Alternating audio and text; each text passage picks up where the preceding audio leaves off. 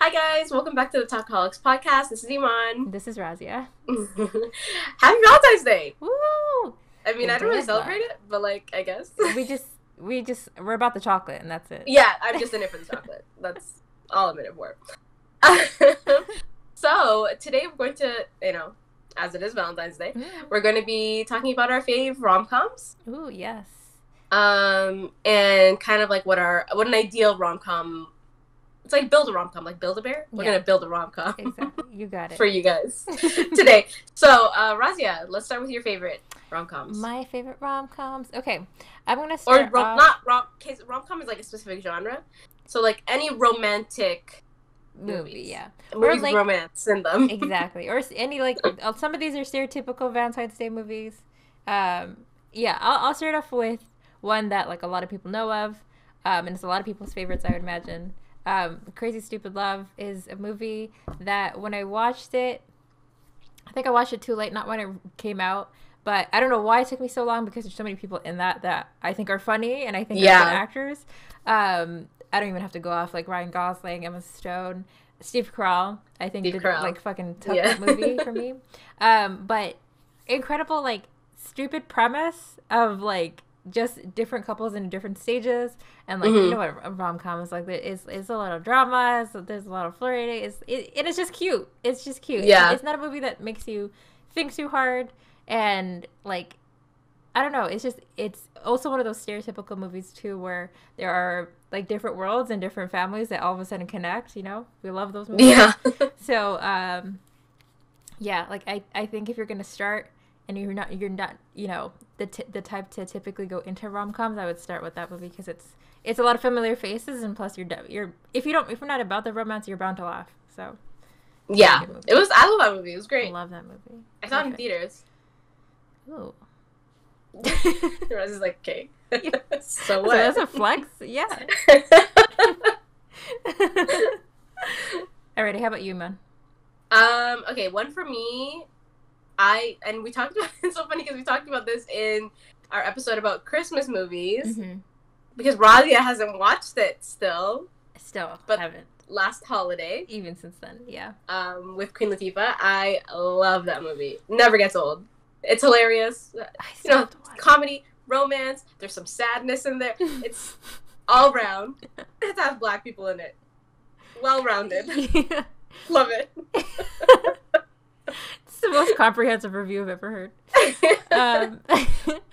And next one for me would be probably A Walk to Remember. That's such a throwback to anybody. Yeah. Who I've seen it so many times, but I cannot for the life of me remember the entire movie.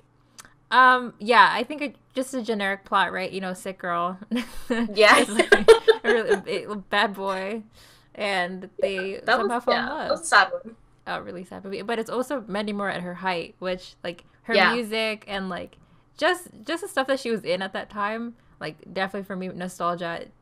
If you guys are in Toronto, like it was on YTV every single fucking day. But it's definitely one of those movies too that you're definitely crying by the end of. Like that movie takes your heart out. Like But the music in it, when I think she's like on stage with him, like that is like magical. That part is so good. Yeah. So good. I haven't seen that movie in years. Like I can't remember the last time I watched it. I think it was probably like on the Women's Channel or something, and I just was casually watching it, but I haven't like intentionally watched it in a long time. Yeah. Next one for me is The Proposal. Yeah. I love that movie. When I tell you I was obsessed with that movie when it came out. I was too, 100%. I don't even know how many times I've seen that movie. Sandra Bullock. And which one is it? Ryan Reynolds in this one? No. Yes, it is Reynolds. Is it Ryan Reynolds in this one? Yeah. Okay, I always mix him up with the other white dude. the other Ryan Gosling? Yeah. No, not Ryan Gosling. I mess him up with... Can't remember his name right now, but it's another white dude that kind of looks like him. Okay. That's all. I don't really know what else to say.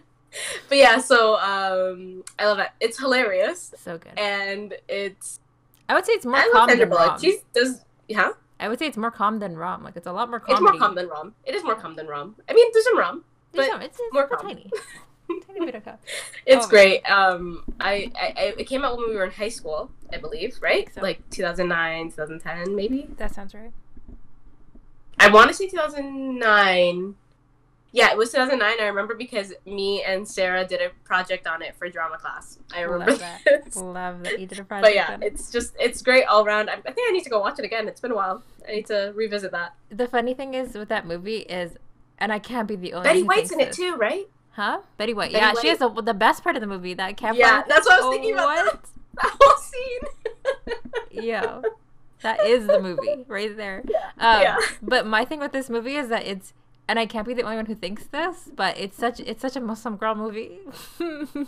Like the proposals, 100% of Muslim. Wait, explain yourself, please. I swear this was memed a lot when this first came out, because like the whole idea is that like they aren't together and like get to know each other, and then only when it's official then they're together. It's like a very like conservative relationship. They're pretending that they're married. I know, but something about it, like every Muslim girl on the planet was like, "I want this. This is what I want." And I'm like, it's just so it's a little. So for that, I it's did cringy, not. But I don't know who you guys are talking to, but that was not me. I'm so sorry. I'll find some Twitter post, some Tumblr post from the past that I 100%. Everyone knows this. This is not just me. I don't know. Oh my god! All right, another one. What did we say? Oh my god! If you agree, drop it in the chat. Another one for me. I'm gonna get two out of the way because there's so many on my list that I have not too much to say.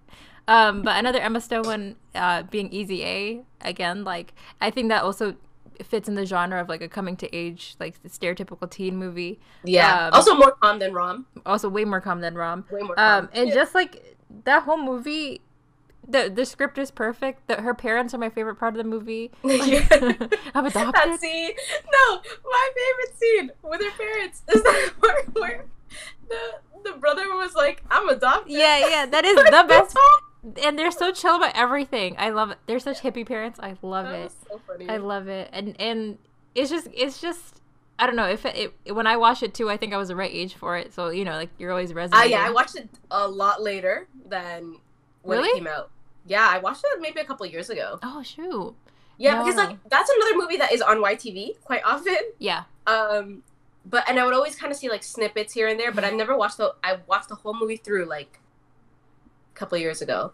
But I always knew about it because it was always like on social media, stuff like that scene with her singing like "I'm Walking on the Sunshine." Yeah, another great scene from that. Like so I good. always knew little bits of it, but I never watched the entire thing through until like a couple of years ago. But yeah, great movie. It's one of those movies where like it's been done so many times as high school. Like there's a mean white girl, and there's like you know she gets bullied and judged for whatever. Like it's. And the boy, she's gonna get with is her friend. Like this has been done, but it's the way that it's written. There's so many funny parts that you can, like we were just mentioning, the adopted scene, or like her walking on sunshine, whatever.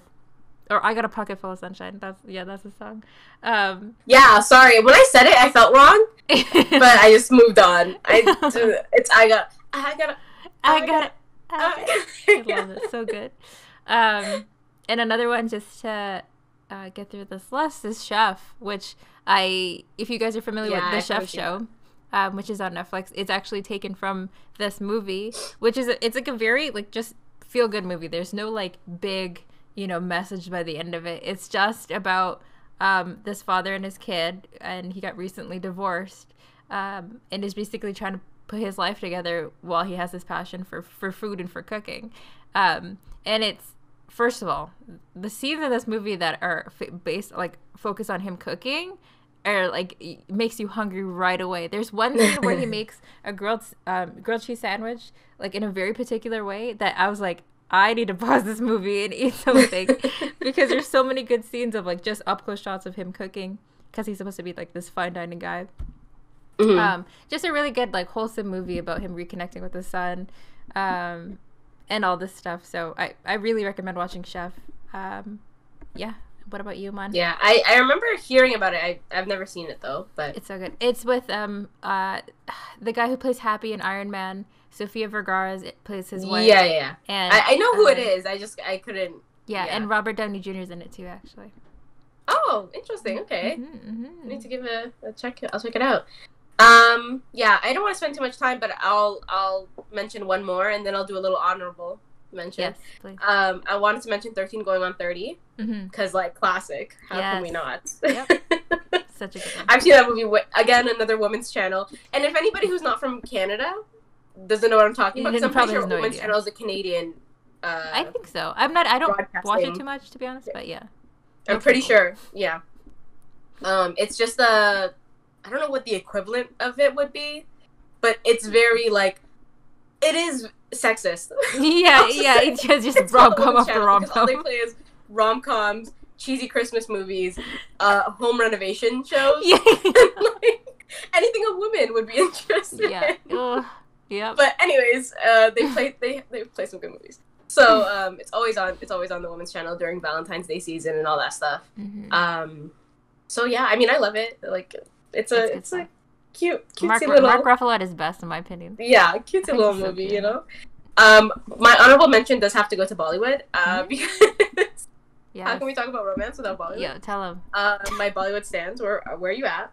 I feel like I talk of Bollywood on this podcast way more than I should. It's pretty not being from the South Asian community, but it's fine.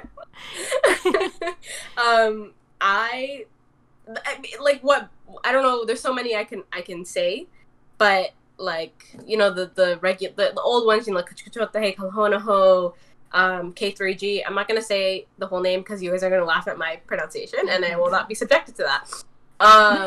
Like those, just the classic like mid to late 90s, early 2000s Bollywood movies. Love those are my fave. Something more recent. I know the name is longer, but I just call it Ram Leela. That one that came out in like I think it was like 2013-ish, 2013, 2014, with Deepika Padukone and Ranveer Singh. Love that movie. It's like a Romeo and Juliet-esque type tragedy. So those are my honorable mentions. Awesome. Bollywood. Kalhonaho is probably my favorite Bollywood movie, and also probably the only one I can remember because I watched it. Shame on you. Yeah, I know. Shame on you. That one. But it's also a good one. If you want to cry, like guys, my listeners, you got it. I'm not talking to Razia. I'm talking to you, the listeners / viewers. If you would like to bawl and cry, if you have those days where you just want to cry, watch Kalhonaho. It's on Netflix. Is it? Believe me. Yes, it's on Netflix. Oh, okay. You know how many they put on Netflix because we're in lockdown and they were like, we need this. That's so smart. Yeah, there's a lot on Netflix, but also watch Kalhonaho in that. Beautiful. Sorry, I'll continue. Then I'll go through my honorable really quickly and just name a bunch, leaving my favorite for last. I have to include a bunch of Disney princess movies, and Iman roasted me for putting this on the list at all. Did not. Yeah, you were like, Razzie, Disney? Well, I mean, I just feel like, whatever. Yeah. No, don't get me wrong. I love Disney. You know me. My favorite is Mulan. Yes. Oh my God. No, it's again less on the rom side, more on the com side for a lot. Other way around. More rom than com. Yeah, more rom than com. I was gonna say. But it's just not like I have no complaints replaying Tangled for the 18th time. Like there's just like any one of them, and it's just the music takes me away, and I'm happy. I'm there. Okay. Whatever brings you joy, Razzie. Yeah, whatever brings you joy and peace during this time. Appreciate it. Forgetting Sarah Marshall, again, classic. Everyone knows this rom-com. I haven't seen that. What? It's good. It's really, really good. It's with Mila Kunis and the main guy who's in every other rom-com whose name I never remember. I think I know who it is. Like I can see his face. Right? Yeah. Okay. Yeah. So that guy. Yeah. It's really good, and with Russell Brand, like early Russell Brand. Oh. And yeah, it's actually funny. Like I was surprised going into it. Have I seen it? No, I watched it. I watched it literally knowing nothing, just knowing that the titles were super popular, and I was surprised how much I laughed. So I really enjoyed that one.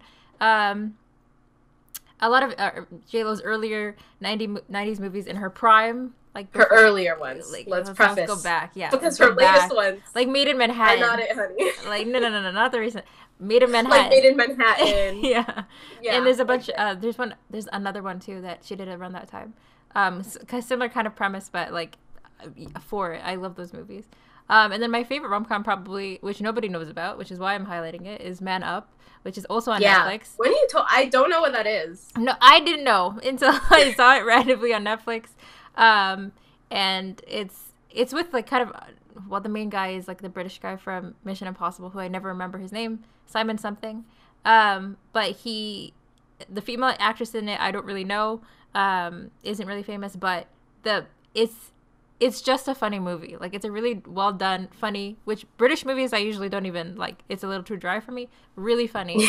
Really, really funny. Good rom-com, really relatable. And it's more in like the modern day, like with like apps and like, you know, modern day difficulties of love. It's totally about that. Interesting. And I don't know. It just feels grounded, and it's like I actually chuckled without knowing anything about this. Kind of surprised me, so I think that's why it's number one for me. But yeah. Cool. So I think what we wanted to talk about, Yvonne, was this Build-A-Bear, Build-A-Rom-Com concept. Okay, let's be honest, okay? As much as we love these rom-coms, specifically like rom-coms like Hollywood or like Western rom-coms, let's be real, like most of it is just like white people. That's it. Like white people. Even if you look at the ones that we did, I don't think there's like a person of color. There's not too many. Yeah, and I mean there has been over the past couple of years, there have been like specifically like movies that come out on Valentine's Day or just like rom-coms that like are specifically Black, like the whole cast is Black. Like Think Like a Man, Think Like a Man 2. Is there a third one? There was a movie that came out on Valentine's Day with like Kevin Hart and stuff. Is it called Valentine's Day? I can't remember. Oh, I know. I did not enjoy it. I'll be real. But yeah, I don't remember. Yeah, so there's been quite a few, but and I think we've talked about this before, like just seeing like Black love or just love that's not white, in film in media isn't very common, and we've kind of seen some more movies come out with it. We've talked about Black love before. I think sometime last year when we were talking about The Photograph. We were talking about Queen and Slim, stuff like that. But like. For just like what would your ideal, just like cheesy, run-of-the-mill rom-com look like? Okay, so do we want to make this together, Iman, or is it our own individual ones? I think let's do individual. Okay. I feel like we'll probably agree among like certain things. I think it'll look identical, actually. Yeah. But I think it's kind of obvious for like, again, the movies that we like and we'd like to see. Obviously the main cast and characters, given that some rom-coms are not usually just about the two like lovers, there's usually like, if you think of like Love Actually, it's just like a whole crap ton of people. A lot of like a lot of rom-coms or like things specifically for Valentine's Day or whatever end up being like a large cast and they all are connected somehow. Yeah. Which I'm about. I'm not going to complain. Yeah. So I'd like to see, like, take that concept to be able to, like, explore love with people of color that, like, looks different. So, like a young couple that are of the same race that are Black, and then maybe an interracial couple where one is, like, Black and brown and they're married, and, like, things like that to, like, kind of give you a scope of, like, even their age, their race, where they were raised, if they were born, like, one's like, born in the West or like Western and someone was from back home, like just to see that, because like that even like one of those couple stories we haven't heard. Yeah. To see it done like on a full scale would be like amazing, and like to have, obviously, like, if I could cast, like, obviously everyone, yours are gonna mention a Zendaya, I know this, like you're gonna want like all these like up and coming young stars to play roles like this, and like just to give like a whole scope, like in how culture affects like the dating scene and stuff like that, would be really, really cool. Because I love like The Greatest Showman and stuff like that. It would be kind of cool if it was kind of a musical, because like, of course, I would want some nice music to go along with it. And like the whole coming together at the end, and obviously for it to be funny. I'm trying to think of what else I would want to be in this, the typical, the ideal Razia rom-com. Yeah. Yeah, and like that's kind of what I'm thinking about right now. Okay, you give me your base, Yeah, and I'll think. I Of mean, my like, base. I agree with you. There's nothing that I think that you said that I wouldn't want as well. Yeah. I would love. I don't mind the rom-coms that are centered in high school, but Mm. for me, I would love to step away from high school. I've been out of high school for quite some time now. Yeah. So I mean, it would be nice to see people who are our age. Yeah. I mean, like, not exactly our age, but within our age range. Like, it would be interesting to see a rom-com about millennials, Mm-hmm. like, specifically. Mm-hmm. You know what I mean? No. Like I feel like we're going through such an interesting time because we're, like, a lot of us, well, depending on where you are on the spectrum of millennial. Yeah. But for us, where we are on the spectrum of millennial, we're, like, some of us are just out of university, or we've been out of university for, like, 2 years, 3 years, going into the workforce, or, like, going into further education, and trying to figure out what we're doing with our lives because we thought we had it all figured out. Yeah. And now it's like, nope, we didn't have it all figured out. No. Oh my God. And then on top of that, like, with all that and all that we're going through, on top of that, trying to figure out who you want to be with for the rest of your life. Yeah. Yeah. I think that'd be an interesting struggle to portray in film. Yeah. And I think that the point, I feel like because what? Do I speak English? I feel like the reason why it hasn't been really done is because it's kind of niche. Like, it's because I feel like so when much... they come out with rom-coms, they want to be able to hit as many audiences as possible because that's what you want to do with film, or, like, major film, because you want to get as many viewers and as much money as you can. 100%, yeah. But it would be so interesting to kind of see that struggle portrayed, along with people from the BIPOC community. Mm-hmm. And, like, yeah, I would like you said, like, I would love to see, like, different interracial couples. I would love to see Muslim representation in rom-coms, and not where, like, the females, I hate that word. The woman's hijab is, like, sexualized, and, like, she's gonna take it off, or she meets a white boy and she falls in love and takes off her hijab. Like, that narrative needs to go. Yeah. But like, maybe seeing, like, a married Muslim couple. Yeah. A young Muslim couple would be so cute to see. Just like no, I'm agreeing with you. I just like the idea of, like, a young Muslim couple, like, being the feature of a movie, and, like, is, it's like, not like shocking. someone's parents. You know what I mean? Like, yeah, exactly. Because I feel like whenever you see, it's usually, like, they're, like, 50 and have been married, and they lived next to each other, so that's why they got married. Like, yeah. I think that would be interesting to see, because, like, who doesn't want to see themselves having successful relationships in the media? Yeah. Like, as much as we maybe think that we don't look to the media for much, like, I feel like a lot of people are like, oh, like, the media doesn't influence me. What are you talking about? But I'm sorry, we consume so much that it's going to have an effect on us. So we need to have more representation available, even if it's in the cheesy rom-coms that no one cares about. Okay. 100%. I think but, like, before we wrap it up, I think too would be, because to your point, right? Like, I think people think it's a niche thing because there's so much intersectionality, right? Like, you have to be careful of, like, if you're if you're displaying a Muslim woman as the love interest, what's her background and what's her age and what's her career, because, like, being a Muslim woman is, you can be from so many different ethnic backgrounds. Yeah, literally, and it influences the personality of the character, and, like,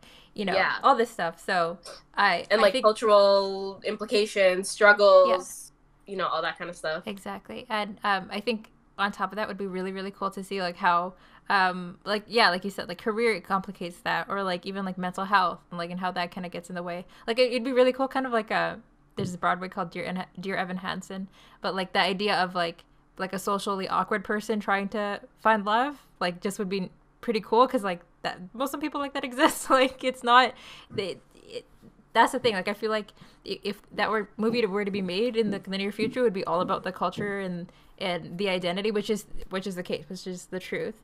But, like, modern day everyday people have, like, these other layers, especially mental health being a topic, right?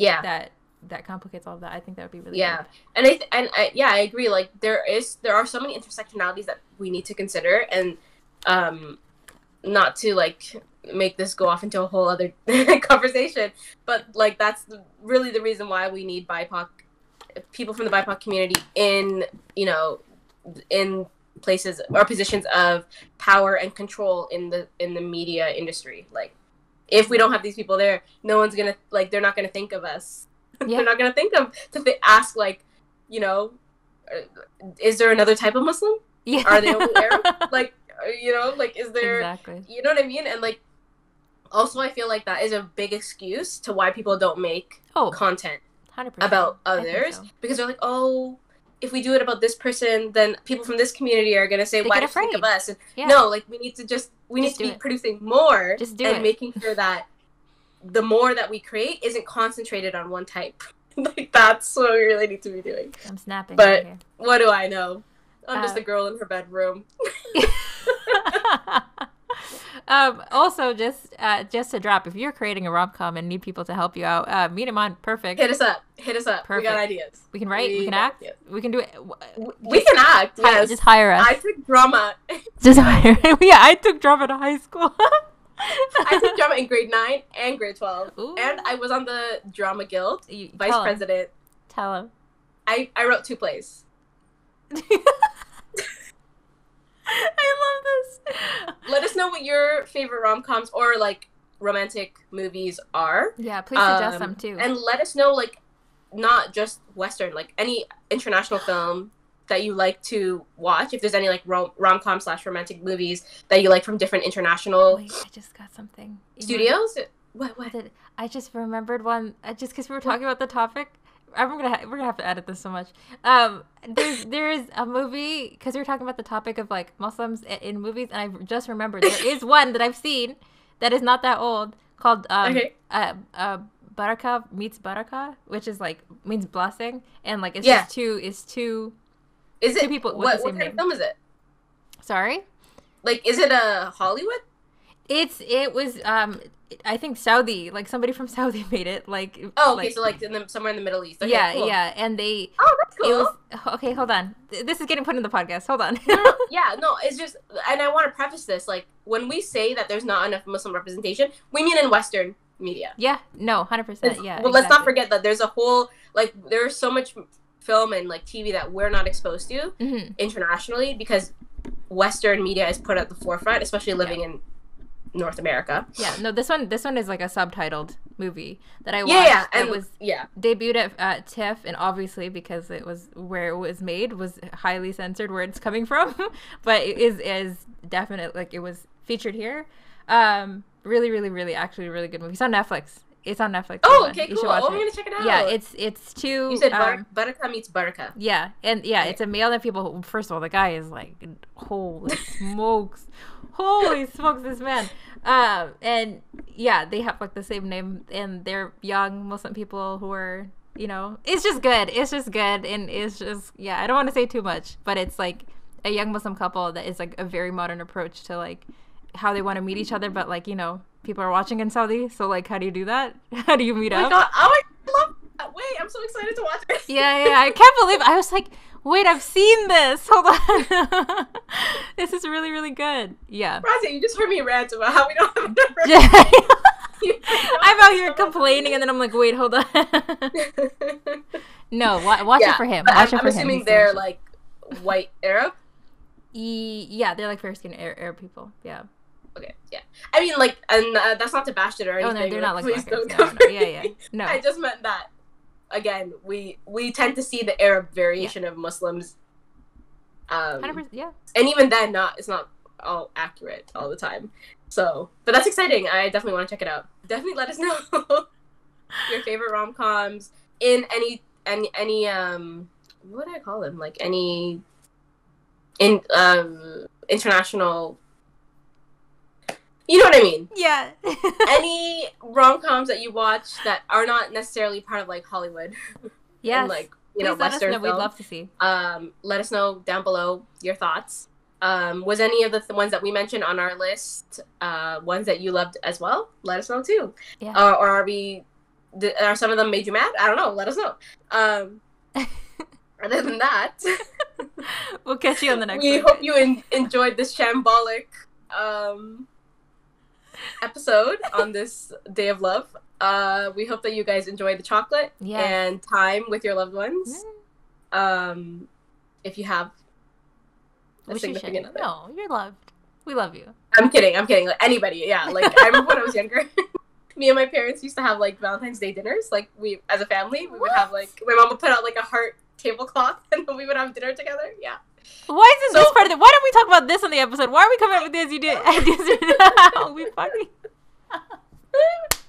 Anyways, okay, it's been, this is shambles. We're in shambles. We need to stop. We need to end. We hope you guys have a great day, and we will talk to you guys on the next one. Bye, everyone.